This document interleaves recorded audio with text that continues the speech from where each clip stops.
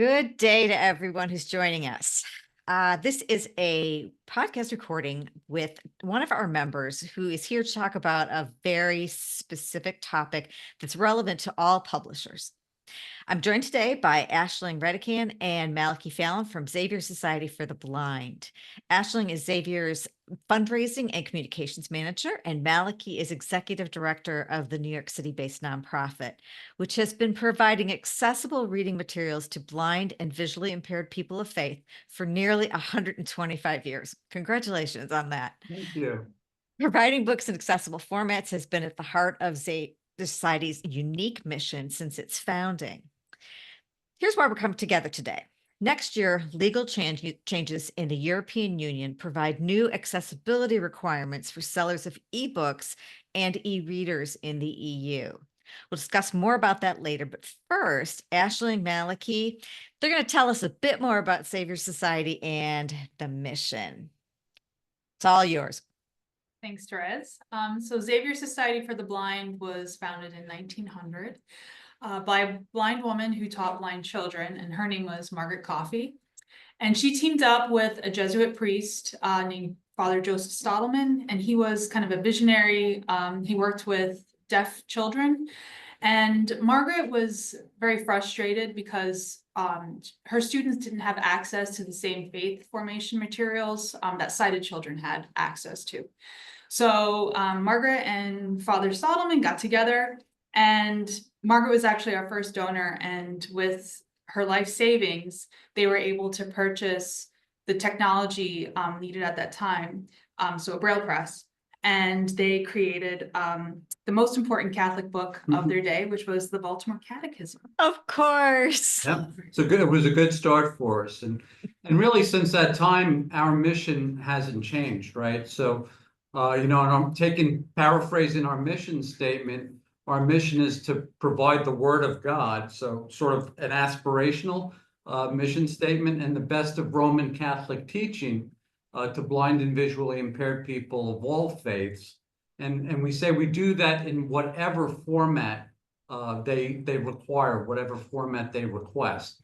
And we try to do that, as quickly as we can and fulfill as many requests as we can. And we're always trying to increase our audience. So we're trying to get that accessible material out to the widest possible audience.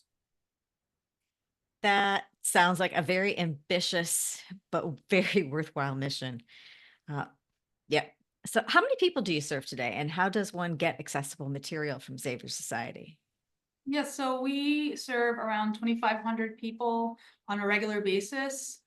And they're registered as our active patrons. And typically what will happen is they'll call us up and they'll request a book, and whatever format they need, whether it's Braille or audio, we'll try and make available to them, especially if it's not already yet available. And believe it or not, Braille is typically easier to produce, especially if the requested title isn't like a textbook and it doesn't have, graphics or pictures, tables, things like that. Whereas audio, it's a little more extensive. We work with volunteer readers and freelance audio engineers, and sometimes, that process takes up to a year to produce an audiobook. That makes a lot of sense. So what does your demand look like? Like what sort of volume are we talking about in terms of what your patrons request? Sure. So we've got about 1,400 titles in our catalog in Braille, and a similar amount in audio. Wow. Yeah. And last year we produced 74 new titles in Braille and about 55 new titles in audiobook.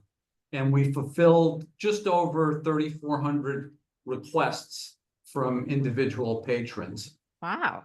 And the top titles, or the most requested titles on an annual basis, we'll get requests for between 10, and 20 of those books from our patrons. So we're not really talking a huge volume, but for an organization like ours, we've got 5 full-time employees and 1 part-time employees. It's a lot to keep up with. Oh, I can only imagine. I recall from my publishing days getting calls from you, Malachy, asking if we could send over copies of certain books that were being requested from things that the bishops had published recently. So that kind of leads to the next question. How do you work with our member publishers, if at all? How does that sharing of titles happen? Right, right. So as I was saying, it's like a lot of things in life, it depends, right? So we'd like to work more directly with Catholic publishers in particular because we think we've got that consistency of mission. So we're always looking for ways to collaborate and create accessible titles for our patrons. We think it's good for our patrons, and we think it's, potentially a way for Catholic publishers to expand their market as well. So what we'd like to do, and we've done it, informally, at the ACP membership meetings and sort of one-on-one things like that. But we'd like to start conversations with the Catholic publishers to figure out ways in which we can collaborate and what sort of the next steps are. Right now, if a patron, going back to Ashlyn's example, if a patron requests a book in Braille, we'll try to contact the publisher and say, well, do you have an electronic file available? Sometimes they do, sometimes they don't. If they do have those files available electronically, it helps us, expedite the process in terms of providing the book in Braille. So sometimes those files are available to us and sometimes they're not. But that's what we're trying to do, is figure out ways where we can work with the publishers to get those files more readily available, have them more readily available, and therefore get them in accessible formats more quickly. That makes a lot of sense. So in general, I'm imagining that technology has been a real help in terms of making things more available to the visually impaired. How, generally speaking, have changes in technology changed your process? That's a great question, and it's something that we're trying to work through. Technology is always changing. And we're not talking huge amount of volumes here, but we are trying to stay true to our mission statement and provide our patrons with whatever they need in whatever format that may be. And we want to do this in as timely a manner as possible. So the requested format could be Braille, audio, large print, or it could be something else like an EPUB, or a format that can be used on an e-reader or a screen reader or a refreshable Braille display. But the definition of accessible is always expanding. Yeah. Yeah, and we've been working with a couple of organizations to try to create a standard of what that format is, right? That electronic format, so that we could come up with a consistent process to do this more easily, more efficiently, more quickly, to get those accessible formats out to our patrons. And there are tools, there are software and tools that exist to do that, but it's a matter of defining the standard, defining the process in order to do it on a consistent basis. Because as Ash mentioned, like, we want to be able to work in different accessible formats. There are already a variety of accessible formats, and who knows what will be created in the future. Back to your question in terms of how is technology changing? Yeah, no, that makes sense. It seems like publishing is a field where the changes in technology have really forced everybody to talk about standards. It includes printers, it includes folks like you. So if publishers adopted the process that you're describing here, would that reduce the demand for your services or not? Possibly, but that would be a good thing, in a way, because it would mean that there are more materials out there accessible to blind and visually impaired people. But I think that there will always be a need for an organization like Xavier Society for the Blind. So as long as the work gets done, whether that's the publishers that do it or we do it, and if you know, we could find a way to work cooperatively, that would be even better. That makes a lot of sense.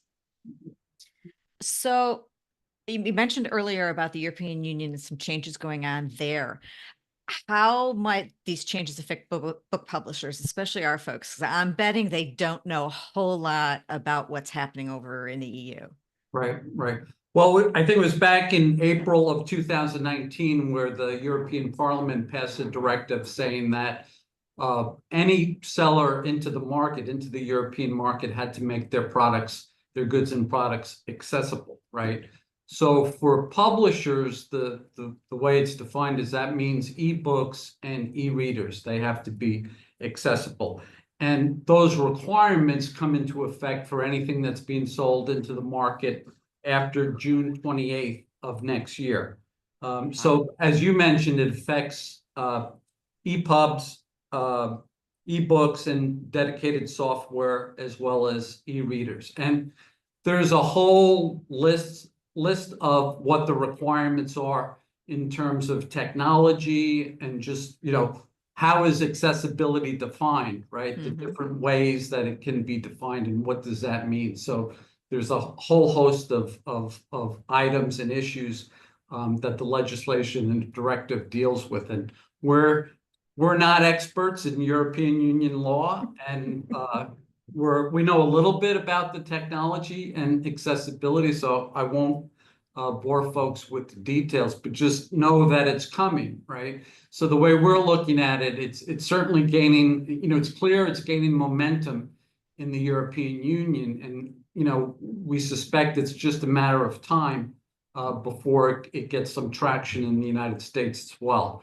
So we think it's a good thing, right? If it creates more accessible material, more accessible books in more accessible formats for people who are blind and visually impaired. So we think it's a real opportunity, you know, for us, given our position and our mission, to work more closely with Catholic publishers, you know, to start with, to sort of figure this out, and you know how we can do more for all of our patrons and customers. So we think it's a real opportunity, and you know, sort of the next steps is, okay, let's start having the conversation with publishers and get the right people to the table, right? It might not be Ash and I, but it might be someone from our technology side or production side to talk to the right folks at the Catholic publishers and get the ball rolling on this.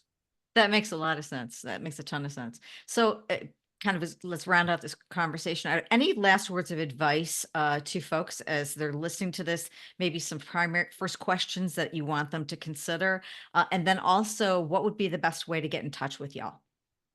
Great. Yeah, I mean, I think, you know, the way we're looking at it is we're all in this together, right? So we have very consistent missions. And as Ash said, you know, if it reduces the demand for what we do, that's fine, because we'll find other things to do and other ways to help. But you know, it's really trying to come up with a standard across the industry in terms of how we define these consistent formats and electronic files. And then the easiest way to get in touch with the Xavier Society is just to call me directly. My number is 212-502-7655, and my email address is malachy@xaviersocietyfortheblind.org. So, Great. you know, we're around. We're very accessible. We're always here and willing to talk about it. One of our board members, Paul Fontaine, who you met at the last conference, this is really in his wheelhouse, and he's been helping us figure it out and talk to folks about the next step. So it's something that we're really excited about, and we think we can make it happen if we get together with the right folks. So that's why we appreciate this opportunity to speak to you about it, Therese. That's great. So for those of you who are listening, let me just remind you about how to get in touch with Xavier Society for the Blind and Malachy. Make sure you're logged into the CatholicPublishers.org website as a member, and you can go to the directory under members and do a keyword search or a filter for Xavier Society for the Blind. It'll give you a link to their website, and I believe you'll be able to actually send an email from there too. And you can go directly to their website at xaviersocietyfortheblind.org. And I'm guessing there's probably a contact link or page somewhere where folks get in touch with you.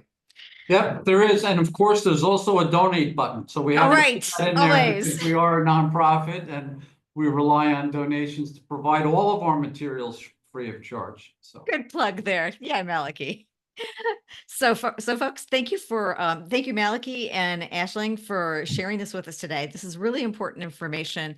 I am sure that this is not going to go away at any near future point. So we probably will be circling back to this sometime again soon.